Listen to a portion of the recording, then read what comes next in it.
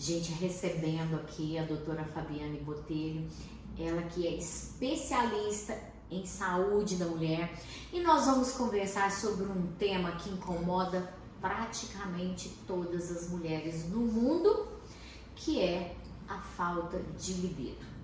Fala pra gente um pouco, doutora Fabi, como é que você lida com isso no consultório todos os dias, né?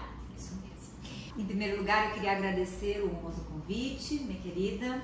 É maravilhoso falar sobre esse tema que muito aflige muitas mulheres e que normalmente elas têm muita dificuldade de falar sobre isso nos consultórios, né? Então, às vezes a gente inicia uma conversa, no finalzinho, quase na hora de ir embora, doutora, mas eu tô muito ruim de libido, o que você pode fazer? E esse assunto é interessante porque libido é uma coisa complexa.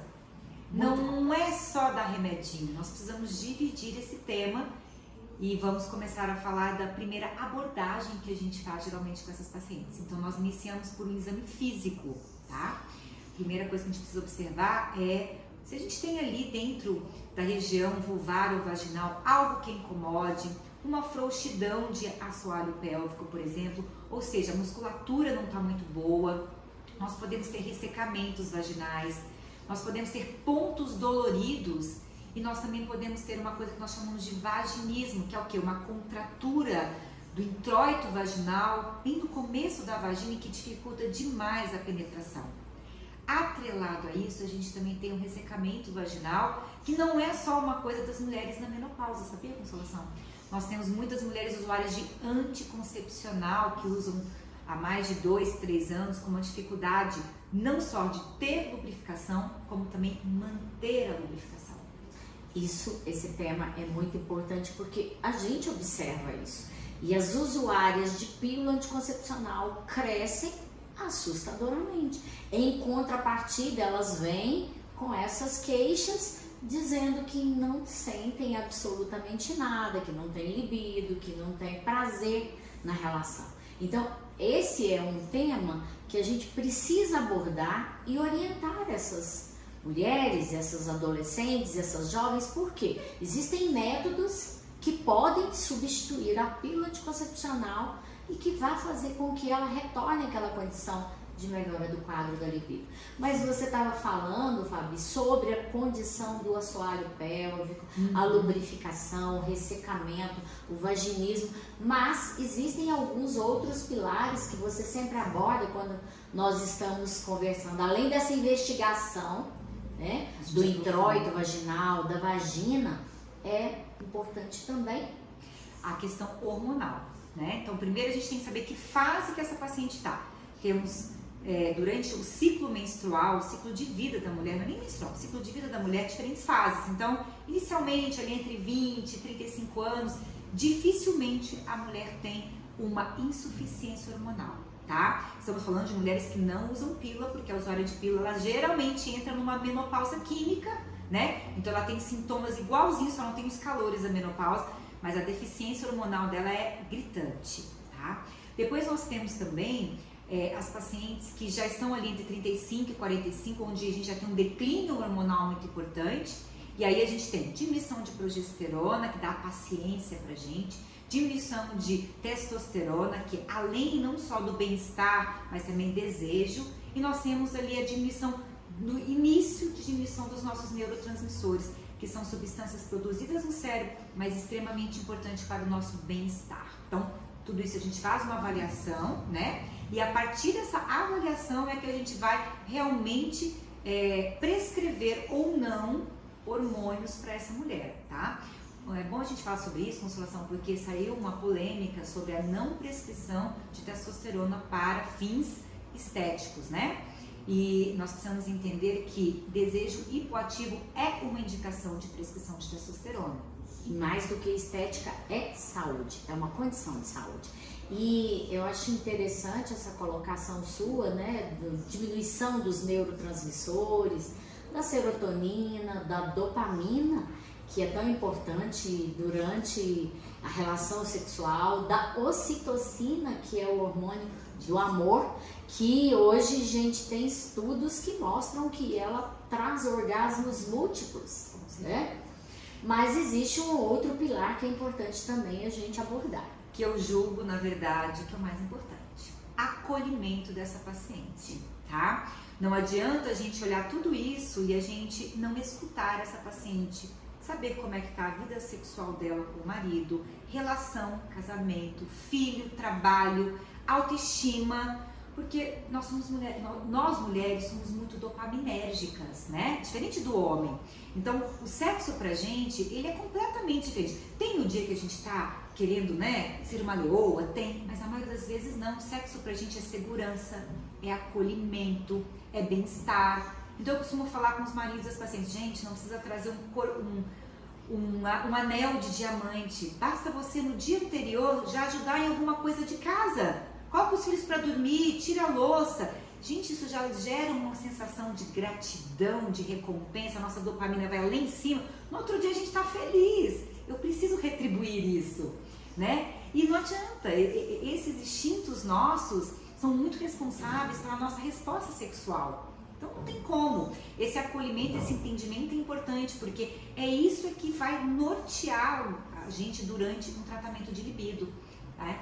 Outras coisas super importantes também é porque às vezes a mulher ela nunca se olhou, de tanta vergonha que ela tem, ela nunca pegou um espelhinho, ela tem tabus, ela não se toca, ela foi abusada, né? Então isso até é uma coisa interessante. Posso colocar isso? Tem os preconceitos que vêm da família, sim, que você não pode isso, não pode aquilo, e isso vai gerando sim crenças limitantes que são importantes serem vencidas. Preconceitos religiosos, né? Sim. Então, até um dia eu estava, né, conversando com um pastor, eu perguntei para ele, tanto ele, já perguntei para o padre, para o pastor, aonde que na Bíblia está dizendo que sexo é pecado?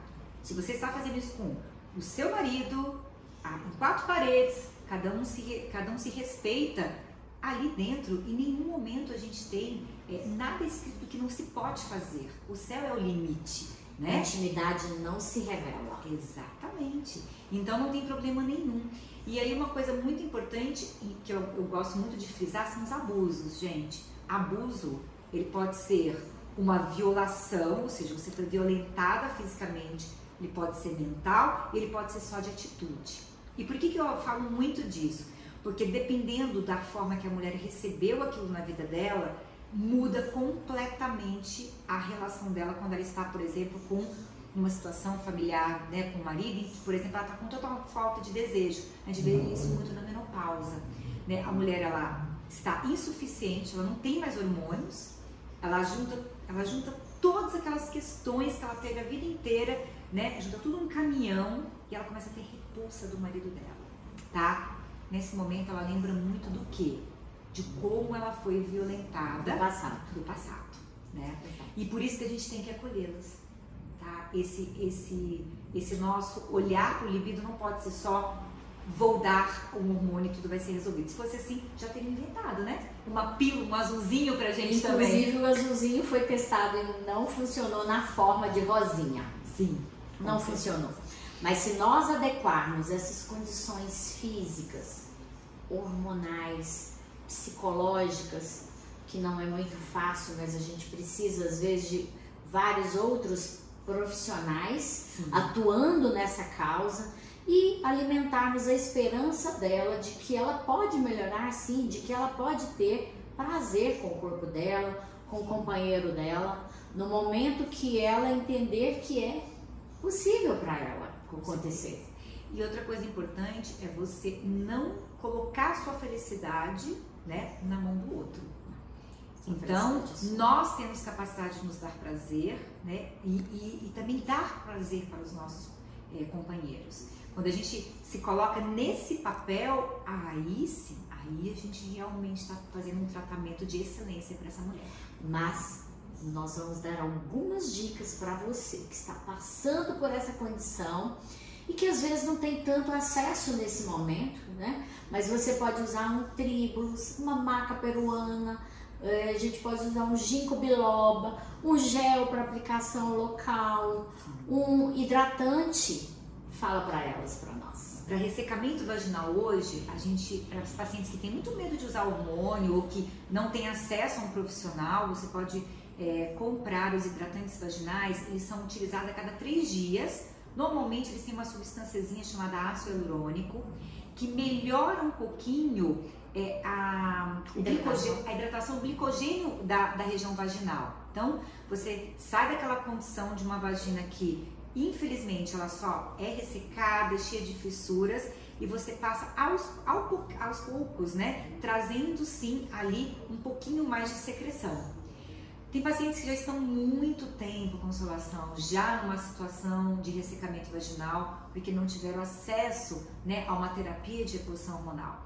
Então essas pacientes não só o hidratante, mas elas precisam usar também os lubrificantes. Sempre à base de água, meninas. Nada de lubrificantes com odores, oleosos, com cheiros, perfumes, né? Sim, porque isso é muito irritante para nossa mucosa. Olha, a gente tem que lembrar que lá embaixo não é diferente da boca. A boca não aceita tudo, né? A vagina também não pode aceitar tudo, porque senão ela se irrita. E olha, atenção, porque a internet vende muito, Com né? certeza. Géis, com corantes, conservantes, com perfumes, fragrâncias que podem até irritar essa mucosa vaginal. Principalmente para quem já tem ressecamento, né? É uma mucosa sensível, ela não aceita. Tanto é que às vezes até o próprio lubrificante, né? Por exemplo, de um preservativo, ele causa irritações nessas mulheres que vão durar dias, meses para se resolver. Então a gente também tem que tomar cuidado. Outra coisa muito importante são hidratantes ou cremes para hidratação vulvar. A gente tem que tomar cuidado com esses cremes com hidratantes vulvares. Outro dia a gente pegou um que tinha na composição amônia. Olha, Imagina isso na vulva. altamente tóxico. Tá, então a gente tem também que tomar esse pequeno cuidado. Hoje a gente sabe que a saúde íntima ela ganhou uma grande notoriedade, né? Estamos usando laser, fazendo preenchimentos, fazendo uma série de coisas.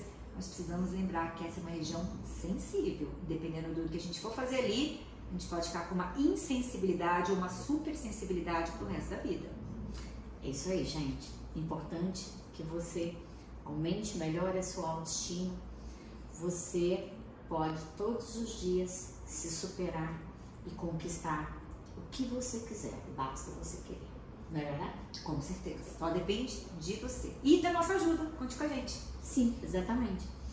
Gratidão, doutora Fabi, por esse momento. E fique com Deus, permaneça com a saúde até sempre. Eu que agradeço.